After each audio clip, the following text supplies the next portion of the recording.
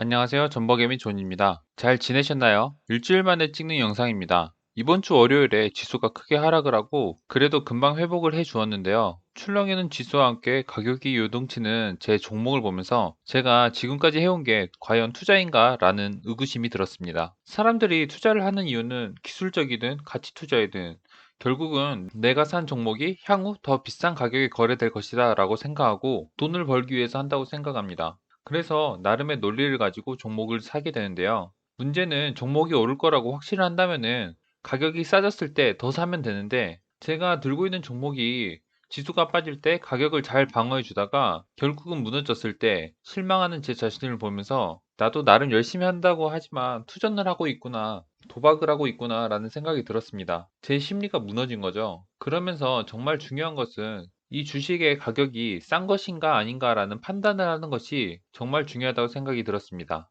싸면 사고 비싸면 팔면 되는 거죠. 차트의 모양과 캔들의 형태가 단기간에 사람들의 심리 상태를 보여주지만 지수가 급격하게 빠지는 비정상적인 시장에서 공포가 시작되면 결국 아무런 의미가 없구나라고 생각이 들었습니다. 물론 지금도 단기적으로는 의미가 있다고 생각하지만 그 공포가 닥칠 때 모두가 원하는 그리고 열망하는 돈이 이동을 하는 것을 눈으로 보았습니다. 차트를 보고 매매한 사람은 추세가 깨지니까 비싸게 사서 싸게 파는 손절을 하겠지만 기업 가치를 아는 사람은 언젠가 갈 주식이기 때문에 그 사람들의 물량을 싸게 받아 회복이 되거나 아니면 더 높아졌을 때 파는 이런 식으로 자연스럽게 돈이 이동을 하게 되더라고요. 우리 모두가 바로 얼마 전에 보았어요. 월요일에 지수가 크게 빠졌을 때 팔아서 손해를 본 사람, 또 그걸 사서 화요일에 팔아서 짧은 시간에 큰 돈을 번 사람들을요. 부는 결국 무지한 사람으로부터 자본주의를 잘 이해한 사람에게로 이동을 하게 되더라고요. 결국 그 기업이 싸다, 비싸다라고 판단할 수 있는 능력이 정말 중요하다고 느꼈습니다. 그래서 가치 평가를 어떻게 해야 할까 헤매다가 슈퍼게임이 김정환님의 영상을 통해 기업 평가를 하는 방법을 보게 되었어요. 그리고 그 영상에서 배운 것을 바탕으로 제 나름의 기업 평가를 해보게 되었고 몇몇 종목에 적용을 해보니까 과거의 데이터가 그 기업 평가하는 방식을 따르는 것을 제 눈으로 확인을 하게 되었습니다. 그 기준은 그분 유튜버 들어가서 직접 보세요. 제 영상에서는 자세한 설명을 생략하겠습니다. 좀 간단히 말씀드리자면은 결국 가장 중요한 것은 기업의 이익이더라고요. 쉽게 말해서 기업이 돈을 얼마나 벌 수 있냐는 겁니다. 과거에는 그 기업이 얼마나 벌었고, 현재는 또 얼마나 벌었으며, 앞으로는 얼마나 벌지, 그리고 그거에 따라서 기업의 가치가 정해지더라고요. 기업은 이익을 창출해내는 곳이잖아요. 지지와 저항, 거래량, 그런 것들도 중요할 수 있지만, 결국은 기업의 본질이 중요하다는 것을 느낀 한 주였습니다. 그래서 나름 공부도 하고 이것저것 생각을 해보느라고 영상을 잠깐 쉬었었습니다. 앞으로 투자 공부 같이 열심히 한번 해봅시다. 오늘 같이 볼 회사는 윈스입니다.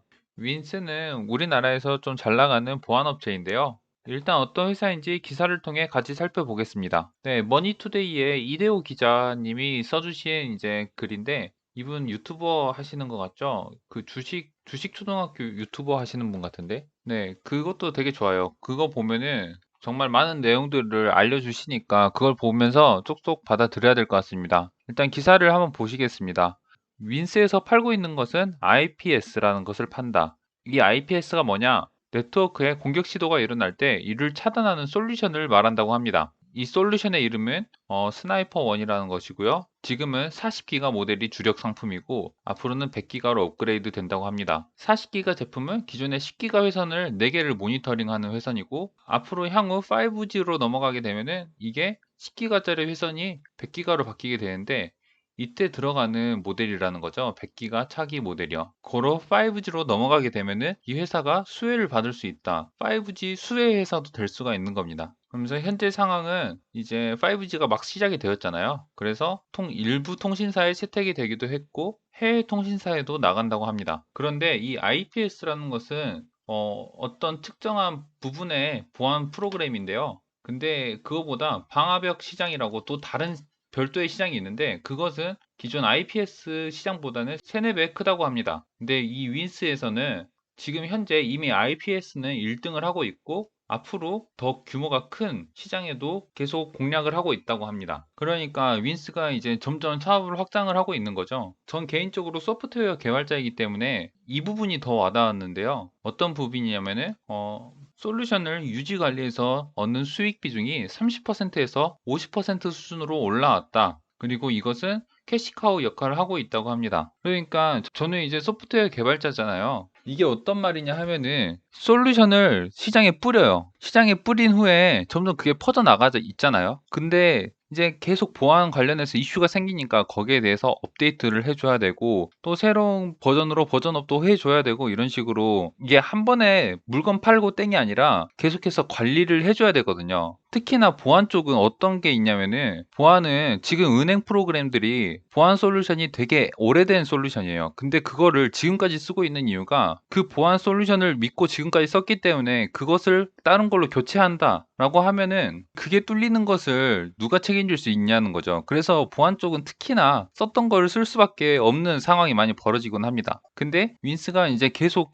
제품을 확장을 시키고 있기 때문에 고객이 점점 늘어나니까 이제 유지 관리만 해도 충분한 캐시카우 역할을 할 수 있다는 거죠. 게다가 앞으로 5G가 넘어가게 되면은 점점 더 많은 이익을 창출할 것이고 그리고 또 새로운 방화벽 시장까지 노리고 있다고 합니다. 그래서 이 윈스에서 이제 올 초에 시작하면서 영업이익을 200억으로 이제 목표를 잡았는데 올해 1분기에만 63억을 찍었어요. 코로나로 인해서 언택트 관련해서 되게 이슈가 있었잖아요. 그거에 대한 수혜를 받은 거죠. 게다가 일본의 수출도 호조를 보이고 있다고 합니다. 고로 지금 목표가 200억인데 1분기 만에 벌써 60억을 했고 60억 곱하기 4 단순 계산만 해도 240억이잖아요. 그러니까 목표치를 넘어가는 어닝 서프라이즈도 기대할 수 있는 상황인 것 같습니다. 그래서 보시면은 지금 시가총액이 1938억인데 작년 영업이익이 154억이고요. 슈퍼게임의 김정환님의 계산법에 의하면은 작년 영업이익 곱하기 현재